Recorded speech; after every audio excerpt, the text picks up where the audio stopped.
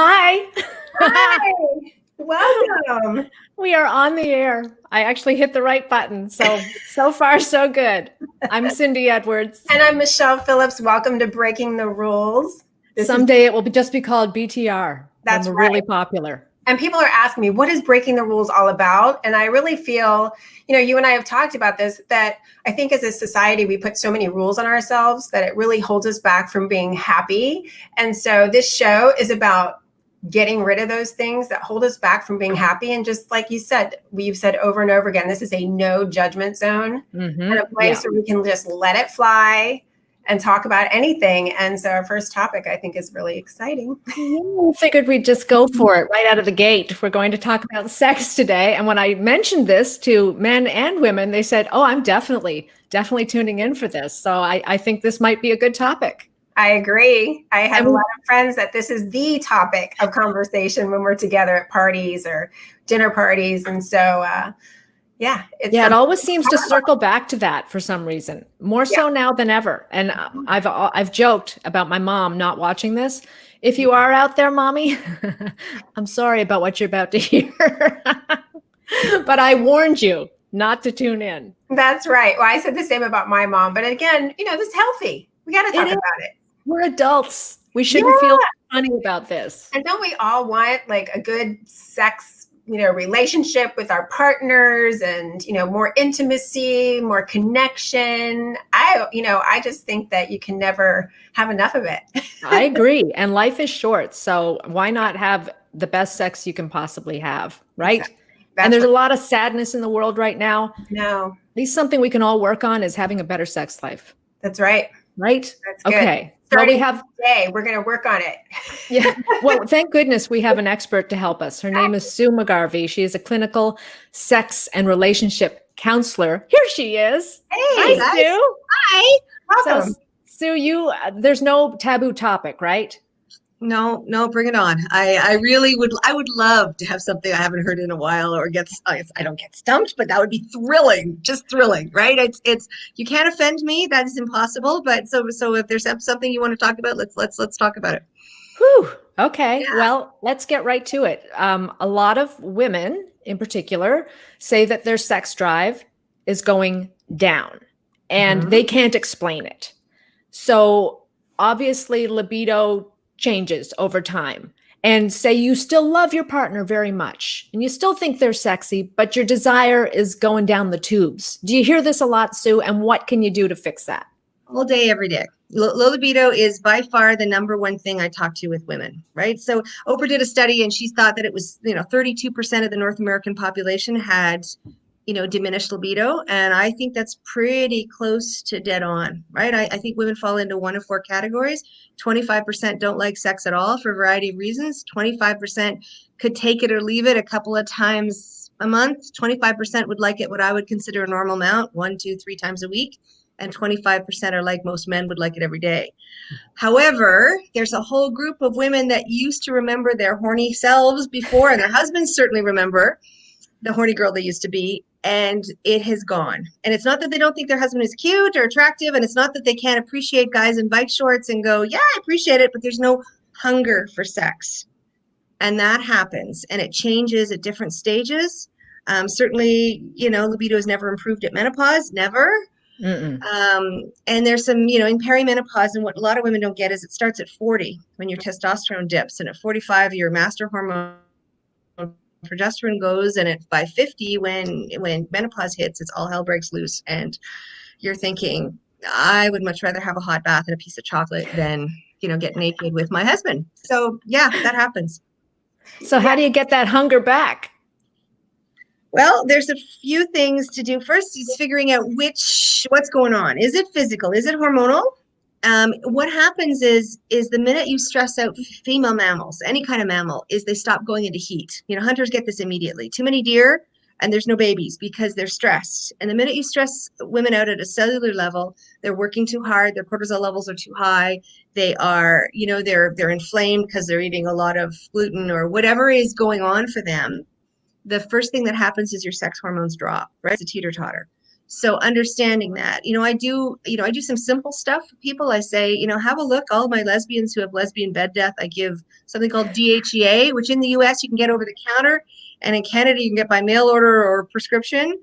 And it's kind of I always describe it as the wild card in poker. Your body can take it in and use it for whatever it is you need. And sometimes you just need that boost.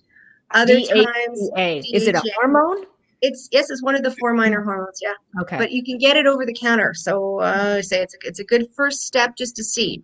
Because if for a lot of people it gives you that boost, if it does nothing, then there's usually something else, right? I like shortcuts. I like to troubleshoot. You throw enough mud, some of it sticks. So let's try a few things and see what works. Some women find that they just need longer to get aroused. I have one woman, she commutes, and it's a 30-minute commute. So she has a tickling panty, right? It's a vibrator in her panties. And she vibrates all the way home. So by the time she gets home, she's aroused, she's lubricated, and she can go, you come over here and service me. So that, again, you don't know what works, but that's what works for her. So again, there's no Where do you find these panties? Pink Cherry is my favorite source because they're cheap, man. You can get them, and they give you loyalty points. I love loyalty points. You can't get electrocuted, right? No, okay. Well, the other thing, Sue, I had a conversation with girlfriends a couple of weeks ago, and I was telling them about this show, and I said, you have any questions that I can ask? And one girlfriend is 70, and one is 64. And both of them said that sex is painful because of vaginal dryness. Yep. And I mean, I'm in my early 50s. I started experiencing that myself. I've now got hormone replacement therapy to help with all of that stuff. So we were talking about it because I was like, wow, I'd never experienced like painful sex. But they said it gets more and more painful as you get older. But they had both, this was so funny because neither one of them knew this at dinner when we were talking, but one said, we try anal sex because that doesn't hurt. And then the other woman said, we do too. And so it was actually so cool. Go girls. That 30%. We were having this conversation. And, I thought, they're thinking out of the box. They're thinking about ways that they can still connect with their husband and still have that intimacy. But, then I talked to them about I like coconut oil. I think it's perfect for a lubricant. It really helps. Absolutely. And it's amazing. And so, but, a lot of people don't even want to try, and then they give up on sex. So why is it important though, that we continue to have a healthy sexual relationship with our partner as we get older? Okay. Well, food tastes better, sun shines brighter. It's part of the human condition, right? So if you're not having sex, you start to feel like brother and sister, roommates, friends that co-parent or grandparents. And so if you're not in that, you're not having sex, you feel like you're not living, you're living your best life, as my kids would say. So realizing that pain isn't normal, there's something going on, vaginal tissues are atrophying, and you can start having prolapse, which is when the internal organs, your uterus starts pushing down into your vagina. It's not fun. Happens to a lot of women if you don't. So it's a use it or lose it, and there's a lot of reasons why you want to use it. And I'm a big fan of coconut oil. Every morning out of the shower, in it goes, and it's kind of keeping that raisin plump. I tell people, don't eat the coconut oil in my bathroom. And it's that process of staying lubricated is huge. I like organic almond oil as much, like anything. If you can't eat it, don't put it in. And I used to tell people 5 years ago, get the silicone lube. It's great. Except that now the studies are saying silicone's a plastic and they can find residue years later. No. Yeah. If it's not something that's edible, try not to use it. And it works. I like the thought of the coconut oil. I mean, and if you need to, there's lots of vaginal estrogens if you need it. And if you're starting to get to that stage, the Vagifem is a great product, and look at trying to keep those tissues plump, because otherwise it hurts to do exercise. It hurts to walk. It's like sandpaper in there. No, just say no to that. Yeah. Sue, I know some people who say they can take it or leave it. They really don't care whether they have sex or not. Why is it even important? Well, besides the fact that your partners are probably climbing the walls, I've been talking about sex with guys for 27 years, and I'm still. Your audio went a little bit funny on us. I can't hear you. I'm saying, okay. I said I've been talking to you for more than 25 years, and I am still gobstopped at how horny guys are. And that, that women don't get that their partners are thinking about it a lot. And why are you not doing that? Number two is, it is, that every study done in the last 30 years has talked about how sex is good for you. I used to say it's great for your relationship, makes you feel good. Now I talk about it for health, right? Lowers your chance of having a heart attack. It's good for your teeth. It's, it's good for bone density. Like, there's a whole bunch of reasons. I don't exactly know why it's so good for you, but it's good for you. So if you, and it's the quality of your life is the quality of your relationship. And if you're not having sex, it feels diminished.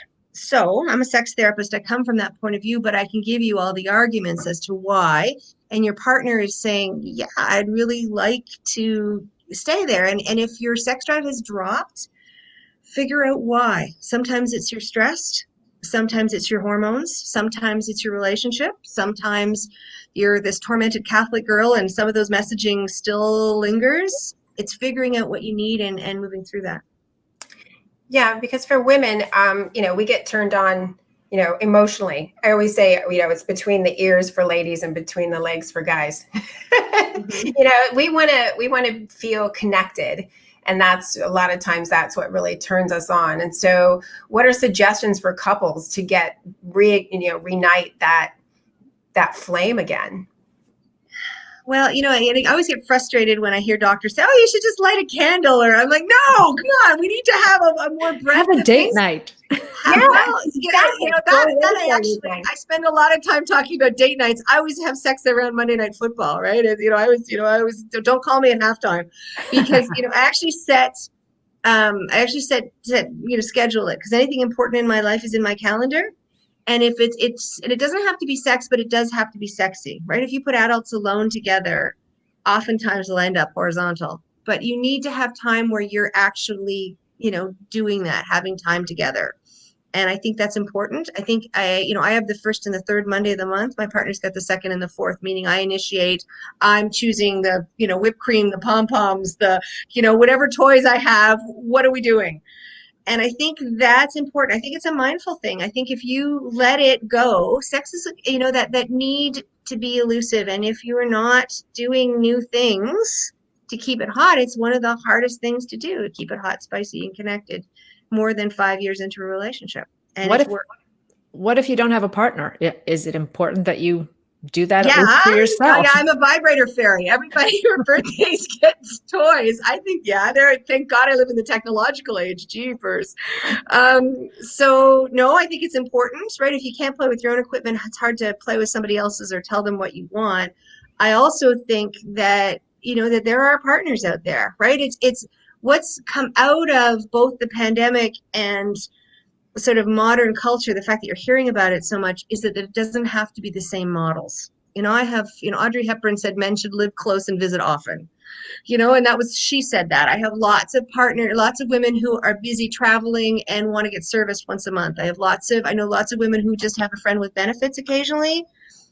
It depends on what you're looking for. And I think conventional heterosexual, this is the way it is not for whatever, not working for a lot of people. So look at whatever different models are. And there's a lot of interesting new dating things that are out there. There's a whole topic into itself. Why do most people cheat? Is it about sex, or is it about something else? Okay. Infidelity is most people. There was a Harvard study that had women on the streets of Boston going up to, young co-eds going up to guys saying, "You, me, hotel room right now." And it was like 85% taken. And they're like, hell yes. If they thought they could have sex, this are judges and grandparents and priests and anybody. And it was realizing that if men could have indiscriminate sex, they would. Right. And it's not all of them, but a lot of them.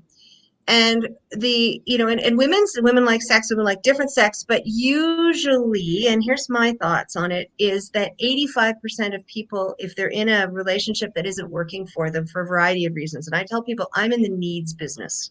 What do you need? And if you need sex, or you need intimacy, or you need communication, or you need love, or you need touch, whatever, and you will go find that. You can hold your breath for a while in a relationship that isn't feeding that.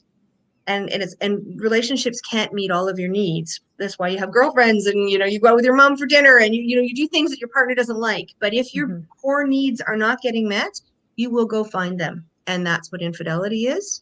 And I always say the price you pay for having an affair is you got to live with yourself. So you have to either shut up about it. But what is going on is the new models of non-monogamy and how a lot of relationships are saying, okay, I need a hall pass once a month. Could you let me do this? Or I'm on a conference. I want to hook up with an old friend just for a night. It's not threatening to my relationship. I know a number of couples in Las Vegas, they have a deal for $100. You can have one of the girls from the Mustang Ranch join you by Zoom into your bedroom. You get on the tablet and they will direct it, and it's safe. And it's not, it's together, and you can have a threesome with somebody where it's legal without any hassle. And again, it's looking at those, it's monogamish. And there's a lot of that going on, and fantasizing about the waitress or the waiter, and there's different pieces. But in terms of actually cheating, you don't want to hurt your partner, but you're trying to meet your needs. And as I said, you do it for a while, you try to be the stand-up person, and you will slip because it's a need. Yeah. And do you feel like a lot of women maybe don't necessarily want to have sex because they haven't had an orgasm and they haven't really experienced sex the way they could? I think there's a lot of bad sex out there. Absolutely. I think men will have sex with seat cushions, and there's a lot of in-out, repeat if necessary kind of awful sex. And yes, there's a lot of women who have sex and their kid in a candy store. I also think that newness is a thing, right? I think men are biologically and fundamentally attracted to whatever's new. I think women to a large extent as well. When you ask women about the best sex of their life, they will either talk to you about high school. I don't know about you, but it's a low period for me, where you're making out in your parents' wasn't basement. happening for me. Exactly. But for a lot of women, if you were in the backseat of a car and you could make out for 3 hours, how hot was that? When's the last time you got to do that? Right? Just those long petting sessions and that kind, everything else but. Or you did it, rolling around the surf from here to eternity, hot, beautiful hotel room with the flower petals, something different. Guys will talk about, doing the Kama Sutra, 7 different positions in the one lovemaking session, or being either a voyeur or an exhibitionist, like those kinds of things. So it's a different way. And so the idea of power exchange for most women is the big turnout, right? That was 50 Shades of Grey, right? Worst written book in the history of the universe. I agree. Sold 200 million copies. Yeah, but I put it down. I know. Oh, yeah, I was sitting there reading it going, this is horribly written, but I can't stop reading it. And that's the thing. It's just, a lot of women also don't know how to ask for what they want in general. And so when it comes to the bedroom, if you don't ask or tell, let's just say, share with your partner what you really want, what feels good. And, then you kind of are going to be at, one of those places where sex might not be that great because he doesn't read your mind, or vice versa. Or you faked it, or there's a whole lot of reasons, but it's really hard. It's not a safe place for a lot of people to say harder, faster, deeper, slower. I want you to touch me here. Can I sit on your face? All of that stuff.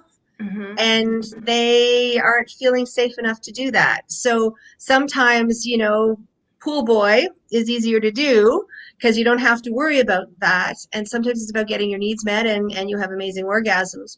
Or you look at saying, I was just reading Cosmo, or I was watching Breaking the Rules, and they were talking about this kind of thing. And, have you ever wondered about trying, I really want to be tied up, right? That was the whole 50 Shades. It was, giving up power and taking power, and most women are submissive. And, could we role play this, and if your partner tells you to, take a hike, you may be wanting to look at your relationship, right? Right. Yeah. Now, Mom, again, turn away because I'm about to ask some very direct questions here.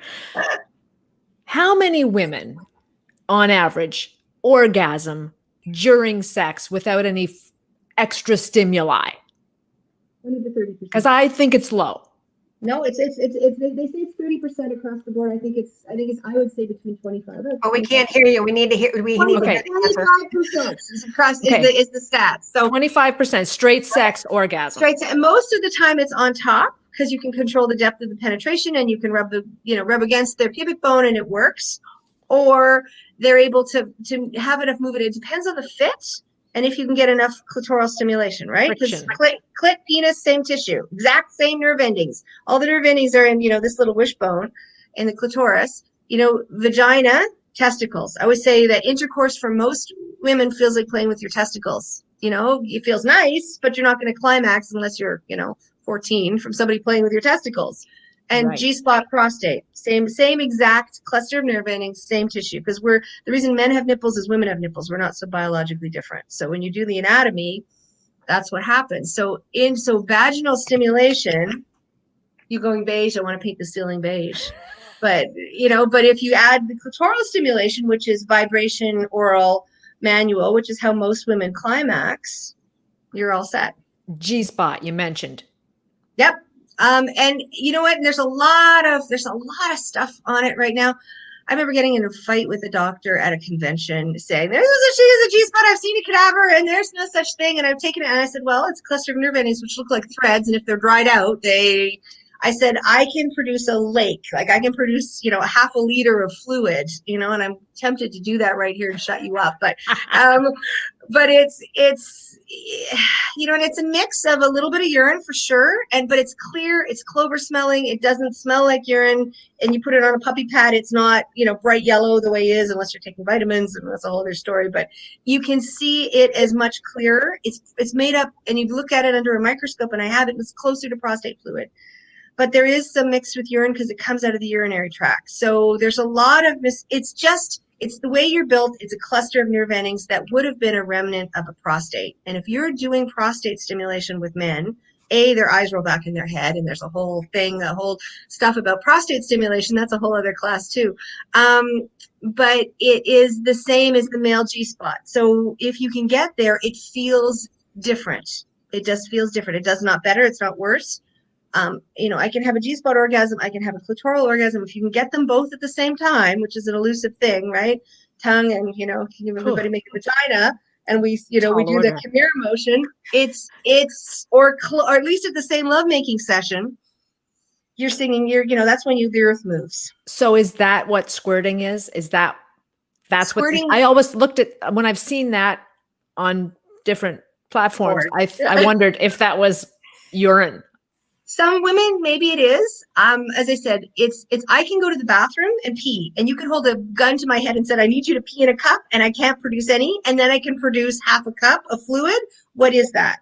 So that, how when you bang your arm, if you hurt yourself, you swell. All that swelling is cells holding fluid. That's all this sort of, there's a number of cells in the vagina that can hold fluid. Fluid being water. So, urine comes out of the urinary tract, so it's not really urine, but because there's some left over in your ureter, it's mixed in with it, and it pumps into that tube and out a piece, right? It comes out of the area because you have your vagina and you have the clitoris, but between there, you have your urethra where you urinate out of. And because the glands feed into that tube, that's what happens. But it's said if it's flushed out, it looks like water. Okay. It smells like water Good too. to know. Yeah. Mm-hmm. And the other Michelle? thing I asked, where are you talking about different platforms? Uh-huh. A lot of men have, for years they've watched porn. It's no big deal for guys too. What about women? Right. Yeah. Some women like it. I see porn as a tool. The same way I read way more erotica than I watch porn. I find most women are turned on by what they hear and what they imagine. Mm-hmm. So if you can give them things that they can imagine, we're far more interested in stories. But that's not to say that some women don't love porn. It's a great tool. I find, it was Erica Young that said, you watch porn for the first 5 minutes and it turns you on, and after you watch it for 5 minutes, you never want to have sex again because it can be so, and there's a lot of porn. There's a lot of porn that I just go black, and there's a lot of porn that leaves me cold. So finding stuff that works is work to try and get stuff that, ooh, look at that. That one's a great scene, and they've done that really well. But it's what I think women think is when guys get in a relationship or they get married, they're going to stop watching porn, which doesn't happen. And most men, there's lots of guys that don't watch it, but I would say the majority of men do. I haven't been putting up comments, but we do have people watching. Apparently my whole family is. Great. Thanks. Thanks, Kathy. Dan's watching. Antonio, Bob, Beady, Valerie, Burhan, Adrian, my cousin. She said something interesting here. She said, I've gone through menopause and my sister's going through it. And we both find our libido has improved since menopause. I'm 60 in 2 weeks. I have a 42-year-old boyfriend. Is that abnormal for your libido? No, once you're through it, and for some, like it to me, it feels, for a lot of women, it feels like the way you were when you were a teenager. And you hit, I don't know about you, but I hit puberty like I hit a wall. It's like, oh my God, what the hell is this? And for a lot of women, that happens. And because you're having surges, usually they talk about women having their sexual peak between 38 and 42, when it's your ovaries doing your last hurrah to get you knocked up, right? That this is it. This is your last chance. So they put out so they're trying to do that. And at menopause, you don't have to worry about pregnancy. You're less, as you said, less inhibited. I'm more relaxed in my body, as the older I get, and I'm like, I don't care anymore. And this is who I am, and this is what I like. And you're able to articulate that you wouldn't, I'm sure, Michelle, you find that, at 40, you come to that stage where you're comfortable in your skin, and you're able to say, this is what I need. So that's great. I fully expect to be having sex till they take me away in a box. Maybe with a hot lover 25 years younger. That sounds like fun. It just sounds like fun. So hats off to your cousin. That's great. That's really great. Another good question I see here from Wendy. Any advice for single people having encounters safely during the pandemic? A lot of people are alone. They might.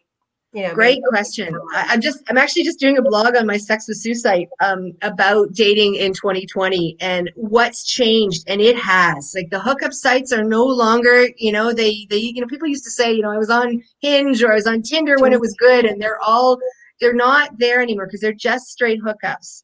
I heard lots of good things about Bumble because it's female driven.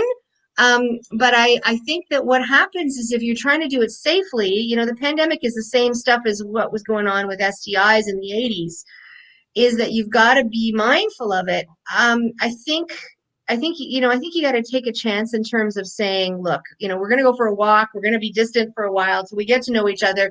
We're going to both be responsible. If you don't have symptoms in 5 days, and then you said, if you don't kiss, even, in Health Canada where we are, they said, you want to do rear entry. It was hilarious, right? They're saying doggy style works in terms of not transmitting. And there's not been any proof that it's transmitted via fluids. So, you want to be up against a tree in this pandemic. It may not be a bad idea. Just, just in terms of how you want to be sexual.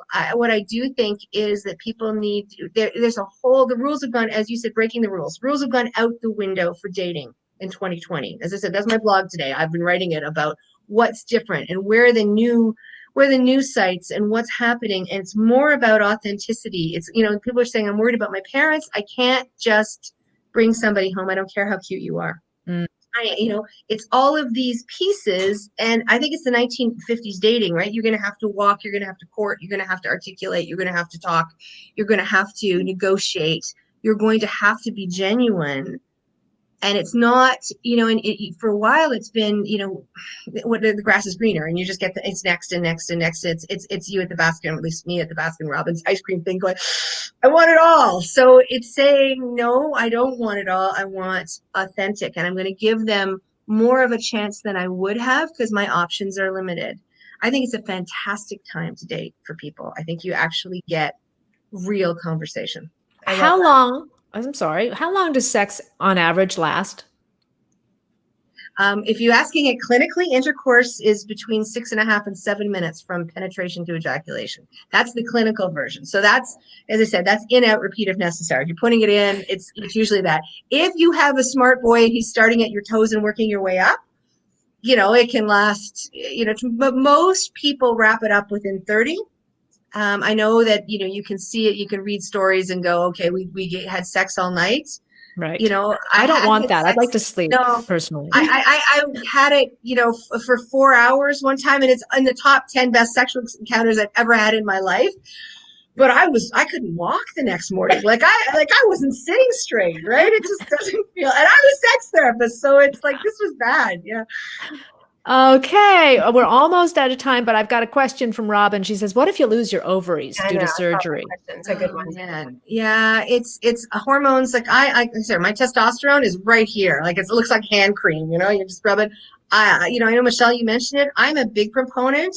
I've been on bioidentical hormones for 10 years. It was interesting, and you can get them replaced. Like we have the technology Yep. to put you back to 35.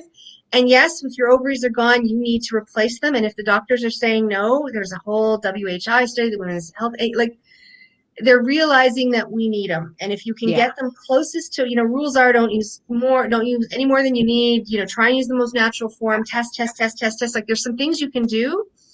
And there's lots of articles about it. And I'm thinking it's not fun. And you still have some receptacles, your uterus is still receiving estrogen.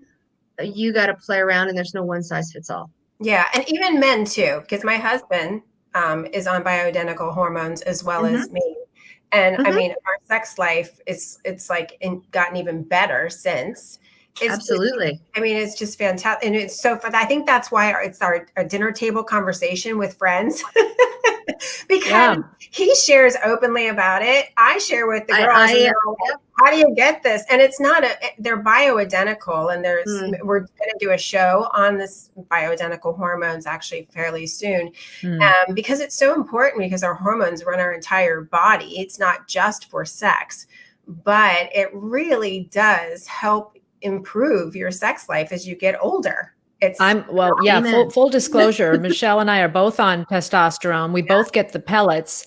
And not only does it improve your libido, it also helps with sleeping. It helps, you don't get hot in the middle of the night. I take a progesterone pill before I go to sleep, but this testosterone pellet goes into me once every 4 months, and it makes a humongous difference in my energy level. And it just all encompassing helps. Absolutely. Yes. Absolutely. We have the technology. It puts something your body making anyway, just puts you back to 35. As I said, all three of us are on it. Yeah. And orgasms even better as well. Yeah. Well, it's women at menopause. That's what happens is if your estrogen drops, all of a sudden you're like, I can't even come for masturbation. What the hell, Sue? Fix it. Call the Marines. I don't care. And finding doctors who get it is a challenge still. But look hard, and I think it's a great idea. It's fantastic that you're doing a show soon. I'm going to ask one question on behalf of men. Does penis size matter? For about 20% of women, yes, it does. Unfortunately, just the way that bra sizes matter for some guys, that's what they like, and it's a preference. I think that most women would say, especially a woman over 40, I don't care what your penis is doing. I want to know what you can do with your hands and your mouth. Because that's how we're getting off anyway. And, and most, as I said, I can touch the back of my vagina with my hand, and it's not, I got a nail polish, it gives you a reference, right? And it's not very big. And so if you're too long and have more problems, you're going to feel like you're hitting the back of your tonsils. So I have more problems with being too big than too small. As long as you have as long as you're more than 3 inches erect, you can hit all the nerve endings in the vagina. So understand that. But it's all consuming. Like I have guys who, big CEOs make $1 million a year, have everything going for them, but they're concerned about their penis size, and it becomes all consuming. It's one of the top 3 things I see for men as a sex Interesting. Last question. Do you have any recommendations for hormones for women with breast cancer history? Harder discussion. Good question. And that's again, not a one size fits all. I know, my gynecologist, she does recommend hormones, and she doesn't use pellets because they're just too all intrusive. She uses the creams, and they have to be the cream, not the gel, because of the way it can start to build. It can start to layer on your skin. And I would, because some physicians go in hard, and sometimes you get a good response. You go in high, and then they start bringing it down. I'm a big believer you go in really low, and you try, and you get your blood work done every 3 months, and you watch. That's what my doctor does. It's a really low dose that I'm now on of both testosterone and estrogen, because at first, you talked about this at the beginning of the show, I had too much. And I started having like mood swings and didn't Road feel rage. good. It was- Road rage. I tell people, you start flipping people off, you got too much testosterone. Yeah. Yeah, full beard doesn't look good either. It doesn't look Yeah, good. No. I think it's the average woman for a pellet's like 120 milligrams or something, and I get 75. Yeah. So, but I go every 10 weeks instead of every 12 weeks. And so it's really important that you find a physician that keeps monitoring you. And, again, we're going to have a show on this down the road. But we will. It really is so important to talk about because it does really lead to not only feeling better, but having a healthier, better, more fulfilling sex life. Perfect. And I just want to say hi to some viewers. Rosalind's watching, Tracy's watching, loving the honest subject. Thank you very much. Yeah. Susan, Nicholas, Judith. Oh my goodness. Marianne, she says no energy. Yep. Hormones can help with that. Before we let you go, Sue, I want to talk to you about the importance of just touching each other and kissing or hugging, how much of a difference that can make. Because I've been guilty of it myself, where I can go a couple of days without really reaching out and just touching. And you don't even realize it. But then when you do it, you go, oh my God, this feels good. It's so important. And you may not, because you may not miss it. Like, a lot of women are, we have words of affirmation as our love language. For guys, it's almost universally touch. So men, when you say, I always say, when you say intimacy to guys, they think sex. You see romance, they think sex. But it's that touch, or, touching the back of their neck or their ears, or things that where nobody else touches them, calms them down completely. So to not have that, and to actually, and if you're not a toucher, you don't come from a huggy family, put it in your phone and set an alarm, because you got to do that. Figure out what your partner needs and give it to them. Sue, do you recommend the book, The 5 Love Languages? I think it's a great book. Gary Chapman's done a great job of that, and it's got sort of information, but it's really, you can do it in a quick blog. Here are the 5 points. It's one tool, and you need to figure out what your tools are to do that, right? And it's one tool, and it's like anything else. I tell people, you need to up your sex IQ. You need to up your relationship IQ, because your emotional intelligence is good and you're a smart person, but your sex IQ is abysmal. And let's figure this out, because you're not born knowing it. So you can. I'm 27 years as a sex therapist. I still take courses. Yeah. And we can always learn more. I just want to share something that worked for me recently. Now, Mom, really turn this off. FaceTime.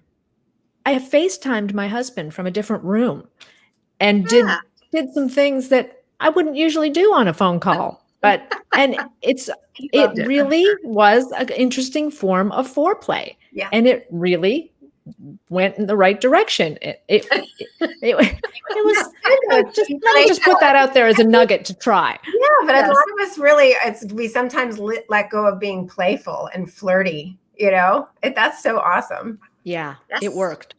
Yes. And because sex is supposed to be fun, and sex is adult play. And the minute it feels like work, that's, one of the things about women in libido: cooking, cleaning, laundry, childcare, stick to the floor. Is it more important than the laundry or less? But the minute it feels like work, you stop wanting to do it. Right. And it just goes, meh, I'd rather clean the toilet. Like, meh. Right. Well, this has been so educational. I thank you so much. No problem. It's all good. For people who want more or to follow up and to find out more from you, how can they do that? Well, you can always find me at sexwithsue.com. I've got a new site that launches next week called Grown Up Sex Ed. I'm basically going to all of the places you want to go to and talking to the dominatrixes and showing them. And I said, probably did prostate massage just recently, and all of the things that you're not getting. And this is not your mother's sex education, so tell your mother it's probably not appropriate for her. But it's not your mother's sex education. But it's the line between the crazy porn and your parents' bridge club. This is the piece. It's how do you, it's not the boring doctor's video. It's not sex ed by your gym teacher.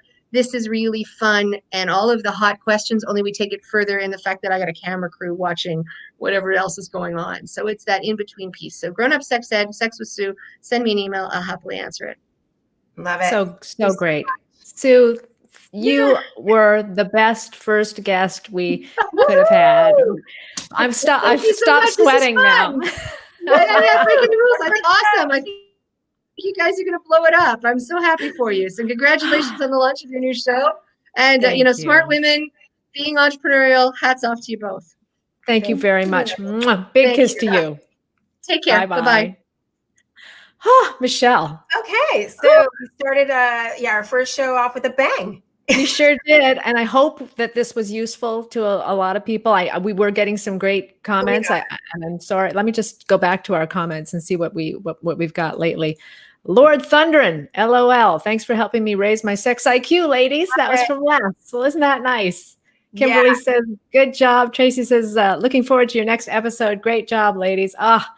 Feels so good to get one under our belts. And I feel good about it. I feel good about this show. And we welcome your feedback. We want to know what you want us to talk about. So any topics that you want us to cover, we will. And believe me, we'll have more sex topics in the future because we just scratched the surface today. Yes. And I just got confirmation today from hormone replacement therapist therapy that we have a wonderful guest who's frequently on TV and sharing tips about bioidentical hormones. So we will schedule that. Yeah, and we'll talk about bioidentical hormones for women in particular, but also for men, because as you mentioned, your husband is benefiting greatly.